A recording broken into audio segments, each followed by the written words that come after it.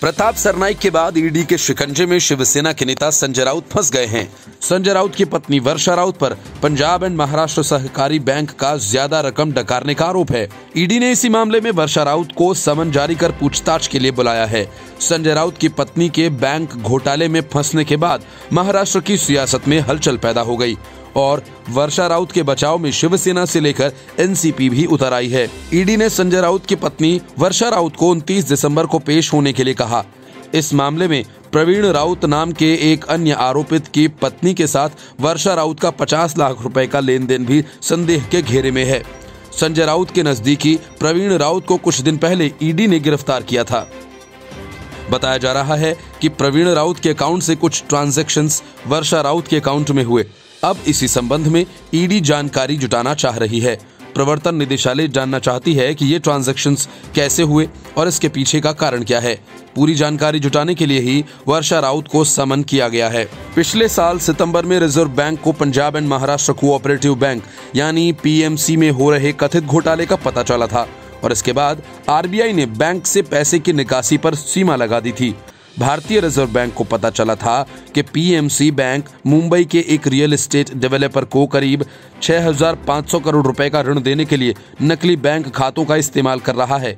इससे बचने के लिए रिजर्व बैंक ने सितंबर 2019 को पैसे निकालने पर एक सीमा लगा दी। शुरुआत में हर खाता धारक 50,000 रुपए निकाल सकता था। अब ये सीमा 1 लाख रुपए तक कर दी गई है। संजय राउत ने राज्यसभा चुनाव के लिए अपना जो एफिडेविट दिया था उसमें भी इस बात का जिक्र किया गया है कि प्रवीण राउत की पत्नी के अकाउंट वर्षा राउत के अकाउंट में कुछ पैसे लोन लिए गए। ईडी इसी लेन देन के बारे में जानना चाहती है। साल 2019 में आरबीआई को पीएमसी बैंक घोटाले का पता चला था। नकली बैंक खातों के जरिए 6,500 करोड़ रुपए का लोन दिया जा रहा था। रिजर्व बैंक ने पैसे निकालने पर रोक लगा दी थी।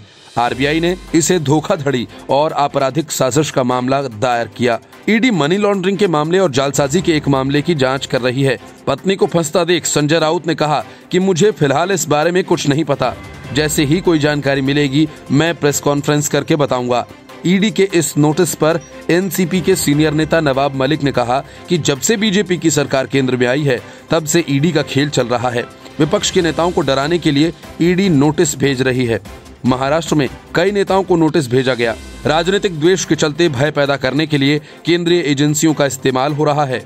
उन्होंने कहा कि जांच के लिए किसी ने मना नहीं किया, लेकिन जांच के नाम पर आप किसी को बदनाम न करें। पूरे अखबार को, मीडिया को ये बता दिया जाता है कि हम नोटिस भेजने वाले हैं। ये कार्रवाई राजनीति से प्रेरित है।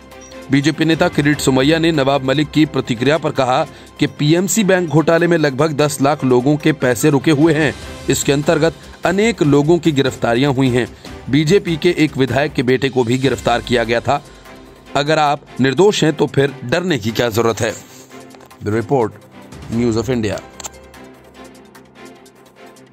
अम्फान पीड़ितों की सहायता करने के लिए ममता बनर्जी के पास पैसे नहीं थे और न ही आपातकालीन स्थिति से निपटने के लिए धन था, लेकिन बंगाल के लोगों की बचत का पैसा हजम करने वाले शारदा समूह के कर्मचारियों के लिए ममता बनर्जी ने पूरा खजाना खोल दिया। ममता बनर्जी ने CM relief fund Sharda group के कर्मचारियों पर उड़ाया। ममता बनर्जी के इस हैरान करने वाले कारनामे पर से सीबीआई ने पर्दा उठाया और सुप्रीम कोर्ट को बताया कि कैसे ममता बनर्जी ने रिलीफ फंड के पैसे को घोटाले में फंसे कंपनी पर खर्च किया।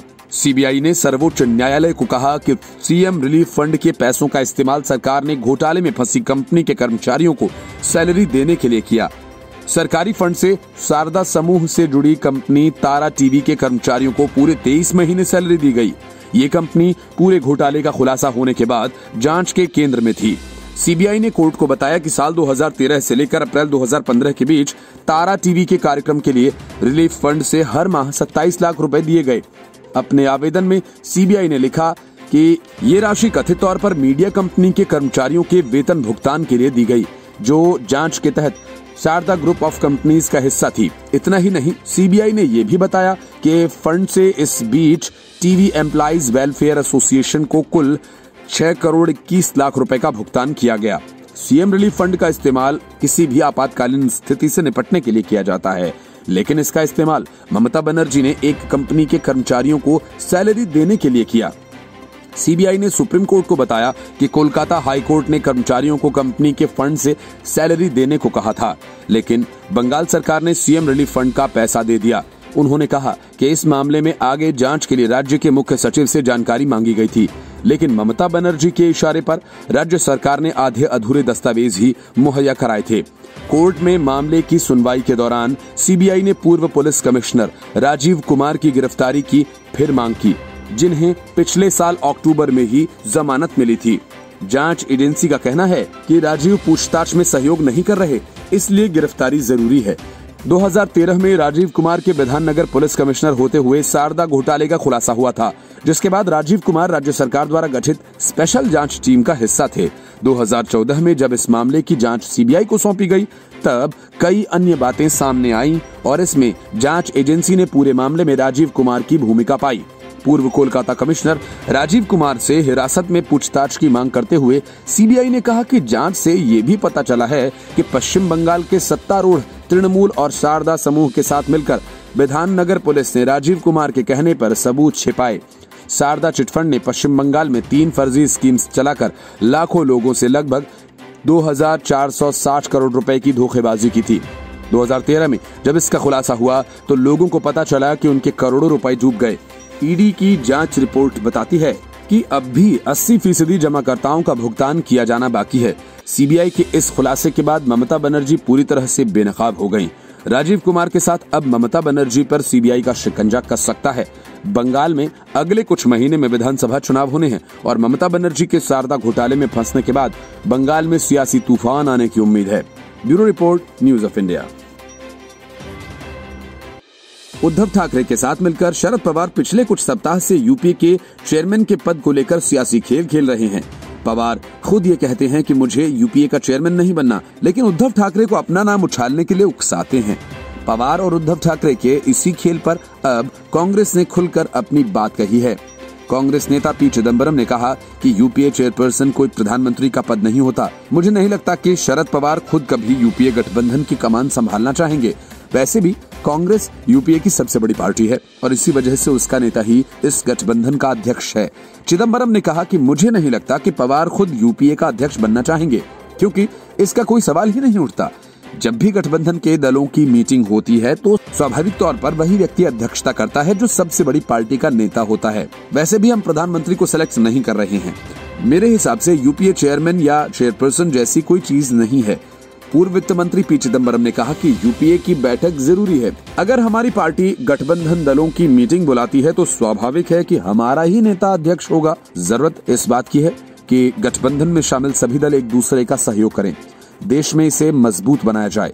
दूसरी पार्टियां भी मीटिंग बुला सकती हैं, कांग्रेस इसमें शामिल होगी, लेकिन अगर कांग्रेस मीटिंग बुलाती है तो फिर उसका नेता ही इसकी अध्यक्षता करेगा। यूपीए में 9 या 10 पार्टियां हैं, कांग्रेस इनमें सबसे बड़ी पार्टी है। लोकसभा और राज्यसभा में हमारे 95 से 100 सांसद हैं। असल में हाल ही में शिवसेना के मुखपत्र सामना के संपादकीय में कहा गया कि यूपीए की कमान शरद पवार को सौंपी जानी चाहिए। फिलहाल सोनिया गांधी यूपीए की चेयरपर्सन हैं। सोनिया ने अब तक यूपीए अध्यक्षा की भूमिका बखूबी निभाई, लेकिन अब बदलाव करना होगा। दिल्ली में आंदोलन कर रहे किसानों का साथ देने के लिए आगे आना होगा। कई विपक्षी दल जो यूपीए में शामिल नहीं हैं, उन दलों को साथ लाना होगा। कांग्रेस का अगला अध्यक्ष कौन होगा ये साफ नहीं है। राहुल गांधी किसानों के साथ खड़े हैं, लेकिन कहीं कुछ कमी लग रही है। ऐसे में शरद पवार जैसे सर्वमान्य नेता को आगे लाना होगा। सामना में लिखा गया कि अभी जिस तरह की रणनीति विपक्ष ने अपनाई है वह मोदी और शाह के आगे बेअसर है। सोनिया गांधी का साथ देने वाले मोतीलाल वोरा और अहमद पटेल जैसे नेता अब नहीं रहे, इसलिए पवार को आगे लाना होगा। Report, news of India. Sanjay Raut के परिवार की मुश्किलें बढ़ती हुई नजर आ रही हैं। ईडी ने संजय राउत की पत्नी वर्षा राउत को तीसरी बार नोटिस भेजकर 29 दिसंबर को कार्यालय में पूछताछ के लिए हाजिर होने को कहा। समन मिलने के बाद से ही एनसीपी के सारे बड़े नेता राउत के बचाव में उतर आए, लेकिन दिलचस्प बात यह कि सरकार की सहयोगी कांग्रेस का कोई नेता राउत के बचाव में सामने नहीं आया। और इसके पहले शिवसेना के नेता प्रताप सरनाईक के घर पर भी एनफोर्समेंट डायरेक्टरेट की टीम ने छापेमारी की थी और सरनाईक और उनके परिवार से मनी लॉन्ड्रिंग के शक में पूछताछ की जा रही है। बीवी को नोटिस मिलने से तिलमिलाए संजय राउत ने बीजेपी पर निशाना साधा और कहा कि बीजेपी ये झूठी बात जनता के बीच फैला रही है कि मुझे ईडी का नोटिस आया। मैं बता देना चाहता हूं कि ईडी का मुझे कोई नोटिस नहीं आया। राउत ने कहा कि मैंने अपने एक आदमी को बीजेपी के दफ्तर पर वह नोटिस ढूंढने के लिए भेजा है। यह सब बीजेपी का ड्रामा है। बीते कुछ महीनों से शिवसेना और केंद्र सरकार के बीच काफी तल्खियां रही हैं। सुशांत सिंह राजपूत से लेकर कंगना रनौत का मुद्दा हो या फिर बॉलीवुड ड्रग्स एंगल का। इसके बाद विधायक प्रताप सरनाईक को ईडी का नोटिस और कांजूर मार्ग मेट्रो कार शेड मुद्दे को लेकर शिवसेना नेता संजय राउत काफी मुखर और बीजेपी पर हमलावर रहे। पत्नी को ईडी का समन मिलने के बाद संजय राउत ने किसी का नाम न लेते हुए ट्वीट कर एक गाने की 2 लाइनें लिखते हुए निशाना साधा। उन्होंने लिखा, आ देखें जरा किसमें कितना है दम, जम कर रखना कदम मेरे साथिया। राउत की बीवी को ईडी पहले भी 2 बार समन भेज चुकी है, लेकिन सेहत का बहाना बनाकर वो ईडी के सामने पेश नहीं हुई। महाराष्ट्र के गृह मंत्री अनिल देशमुख ने ईडी द्वारा नोटिस भेजे जाने के बाद बयान देते हुए कहा कि जो भी कोई बीजेपी के खिलाफ बोलता है उसके पीछे सीबीआई और ईडी लगा दी जाती है। हमने सीबीआई के खिलाफ राज्य में रोक लगा दी है। वह बिना इजाजत यहाँ जांच नहीं कर सकते। ईडी के जरिए इतनी गंदी राजनीति मैंने पहले कभी नहीं देखी। एनसीपी के नेता प्रफुल्ल पटेल ने यह भी कहा कि नोटिस से ही सब कुछ नहीं होगा। अगर कुछ गलत नहीं किया है तो सच्चाई सामने आ जाएगी। ये बात सही है कि आजकल ईडी के नोटिस काफी ज्यादा लोगों को भेजे जाने शुरू किए गए हैं, लेकिन ये भी एक जांच की प्रक्रिया है। अगर कुछ गलत नहीं है तो ईडी भी कुछ नहीं कर सकती। इस चीज को राजनीतिक चश्मे से नहीं देखा जाना चाहिए। तिलमिलाए संजय राउत ने पीएम मोदी और गृह मंत्री अमित शाह पर पार्टी के मुखपत्र सामना के जरिए निशाना साधा। उन्होंने कहा कि सीबीआई, ईडी और आयकर विभाग उनके बहुमत के रखवाले हैं। सामना में राउत ने लिखा कि प्रधानमंत्री मोदी और गृह मंत्री शाह पर कोई क्यों तंज कसेगा। उनके पास बहुमत है, उनकी सत्ता बहुमत पर चल रही है। जब तक सीबीआई, ईडी और आयकर विभाग उनके बहुमत के रखवाले हैं तब तक उन्हें चिंता करने की आवश्यकता नहीं। इसलिए तंज की चिंता क्यों करते हो? मोदी वैश्विक स्तर के नेता हैं, इसलिए राहुल गांधी के तंज को गंभीरता से लेने की आवश्यकता नहीं। राहुल गांधी पर गत 6 वर्षों में इन लोगों ने जितने तंज किए उसको इकट्ठा किया गया तो एक बड़ा ग्रंथ बन सकता है। राउत ने कहा कि राहुल गांधी को पप्पू कहने वाले दूसरे लोगों द्वारा तंज मारे जाने पर क्यों बेचैन हो रहे हैं। पश्चिम बंगाल में ममता बनर्जी को लेकर जिस भाषा का इस्तेमाल किया जा रहा है उसे क्या कहा जाए।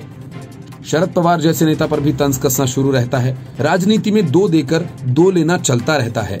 भाजपा की ताकत बड़ी है तो तुम 4 दो, लेकिन कभी तो 2 देना ही पड़ेगा और सत्ताधीशों को इसकी तैयारी रखनी होगी। प्रधानमंत्री और गृह मंत्री को सलाह देते हुए राउत ने कहा कि सत्ता मिली है उसे ठीक से चलाओ, भेड़ों पर राज करना आसान होता है। उन्होंने कहा कि सरकार या राजा जो कुछ करता है वो सब ठीक है। आज की सरकार इस भूमिका को अपना रही है। इसका मतलब ये नहीं कि वर्तमान शासन में लोग भेड़ बकरी हो गए हैं। भेड़ बने लोग एक दूसरे से कह रहे हैं गडरिये ने अच्छी व्यवस्था की है।